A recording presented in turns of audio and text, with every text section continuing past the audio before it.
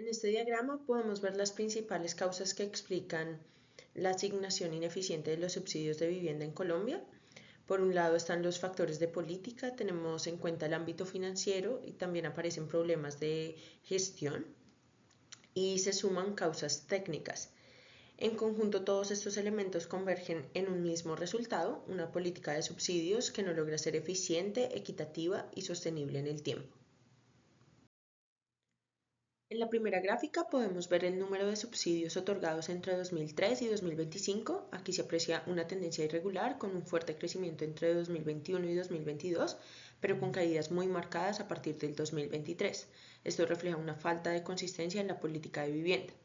En la segunda gráfica se observa el valor económico de esos subsidios y aunque algunos años los montos superan el billón de pesos, la misma volatilidad está presente, lo que demuestra que no existe una planeación estable a largo plazo.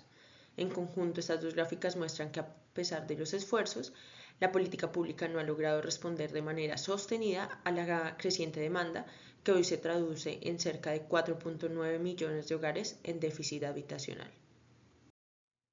El objetivo general de nuestro proyecto es diseñar una metodología basada en analítica de datos para mejorar la equidad, eficiencia y transparencia en la asignación de subsidios.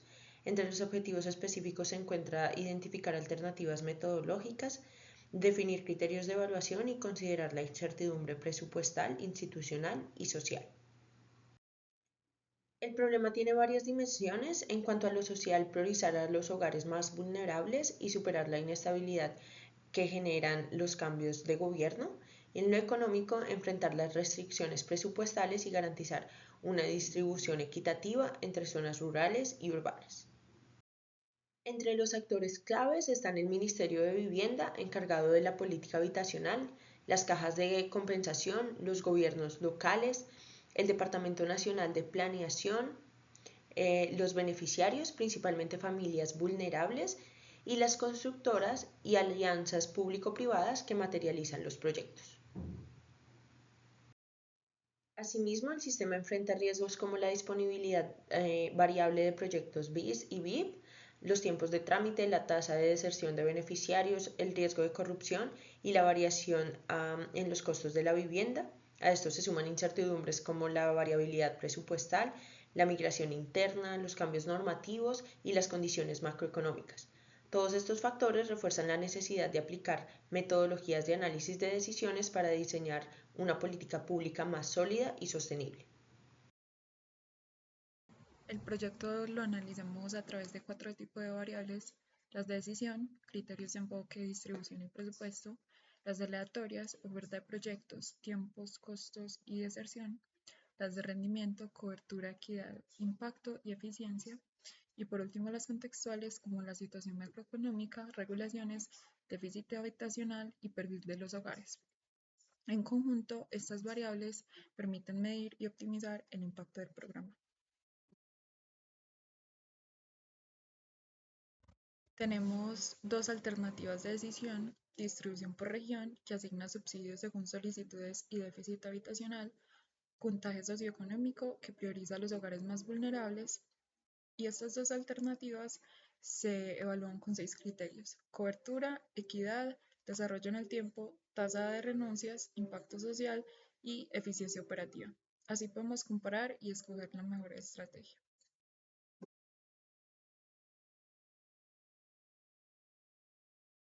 El programa de subsidios enfrenta 6 restricciones clave: presupuesto, no gastar más de lo aprobado; macroeconomía, sin riesgos fiscales ni inflacionarios; mercado, respetar la capacidad de oferta; conflicto armado, inclusión y reparación para víctimas; social, solo hogares vulnerables; y legal, cumplir con la normativa vigente.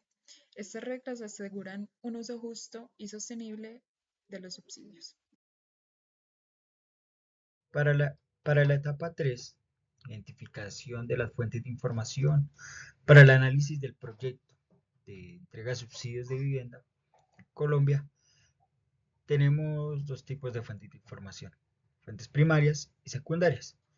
En la primaria encontramos entidades como el Ministerio de Vivienda, que nos entrega información sobre el diseño y la ejecución de la política pública, la caracterización de las personas para la entrega de los subsidios de vivienda. O sea, hace manejo de ese criterio de selección como tal. Tenemos el Departamento Nacional de Planeación que mediante el Plan Nacional de Desarrollo pues integra estos programas de vivienda y de la mano con el Ministerio de Hacienda ejecutan bueno, hacen la solicitud de ese presupuesto para su correspondiente ejecución, ¿no? Esa partida presupuestal.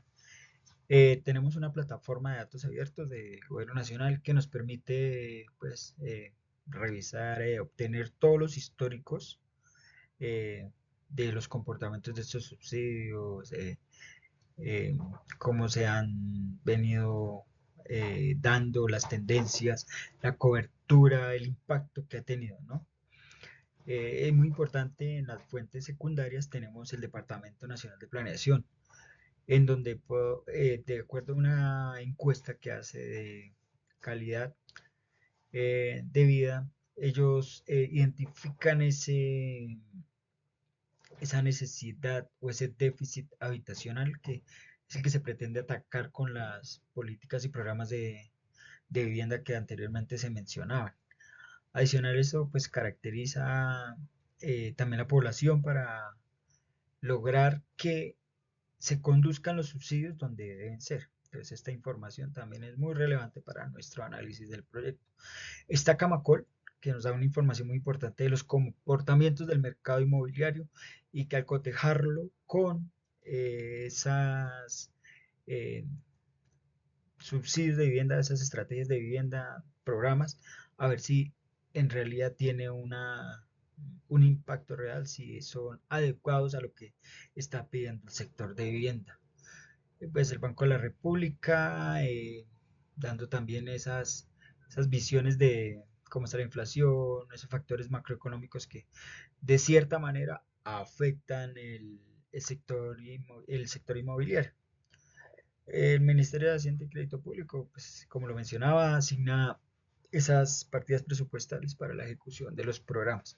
Y las cajas de compensación, que son un vehículo intermediario para la asignación de subsidios, también nos da esa información de cuántos subsidios o los montos que se están entregando y en a qué población se le está asignando.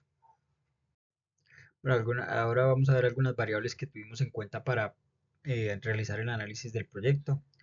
Entonces tuvimos la cantidad de subsidios que se asignan en cada programa, eh, los recursos que son asignados a estos subsidios, el déficit habitacional del que hablaba que otorga el DANE, es como tal esa demanda de, de vivienda que se genera en el país. La distribución geográfica de la demanda de ese déficit, la oferta disponible de viviendas, del mercado inmobiliario, la proporción de hogares que al final de todo el proceso no obtienen el subsidio, precio, el precio de la vivienda, que también es un factor muy importante, junto a las variables de las condiciones macroeconómicas. Esta metodología específica para el análisis de subsidios de vivienda se desarrolla en 5 etapas. Primero, construimos el modelo conceptual, identificando las variables de decisión, aleatorias y de desempeño a partir de datos históricos y socioeconómicos. Luego, elaboramos un modelo determinístico que conecta entradas y salidas de manera estática y nos da una línea base.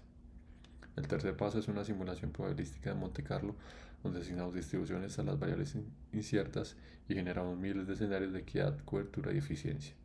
En cuarto lugar, realizamos la validación del modelo, comparando los resultados con datos históricos y verificando la coherencia con las políticas públicas.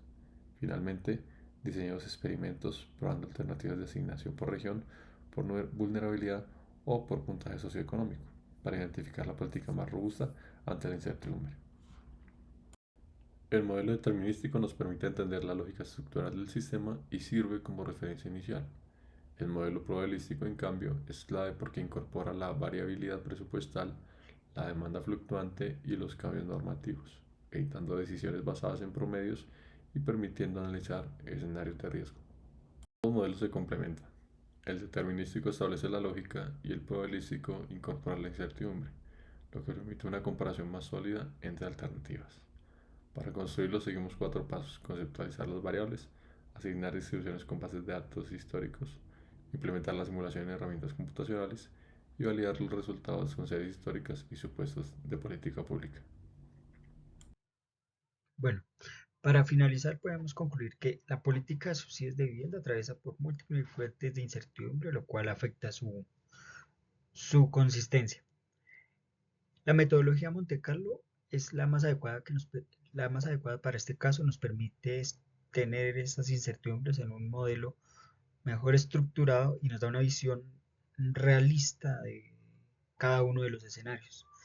Los experimentos realizados pues nos permiten lograr una asignación de subsidios más equitativa y con mayor impacto y logrando una mejor cobertura. El uso de este enfoque fortalece la capacidad de planificación y legitima las decisiones porque tenemos ya una evidencia cuantitativa que nos permite darle un sustento a esa toma de decisiones.